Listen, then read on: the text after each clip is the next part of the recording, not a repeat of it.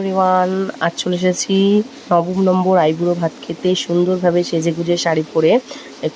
একটা দিদির বাড়িতে এসেছি আমরা, বাবুদা আর বুড়িদির বাড়িতে। দিদি বলি, বুড়িদিকে আমরা, ওনার ভালো নাম কৃষ্ণা, কিন্তু দাদাকে আমরা দাদা বলি, জামাইবাবু বলি না, কারণ আমরা ছোটোবেলা থেকে এইভাবে বলে অভ্যস্ত। তো ওটাকে আর আমরা ঠিক করতে পারিনি। তো উনি আমাদের সুন্দরভাবে মিষ্টি খাইয়ে দিল, তারপর একটু আশীর্বাদ করে দিল। তারপরে চলে এলো বুড়ি দিদির পালা, আর বুড়ি দিদিও আমাদেরকে সুন্দর করে মিষ্টি খাইয়ে আশীর্বাদ করে দিল।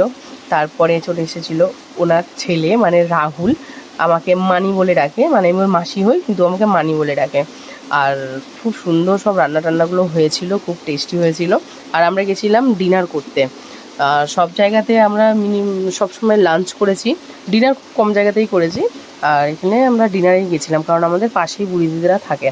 তো কী করেছিল চলো তোমাদেরকে দেখিয়ে দিই।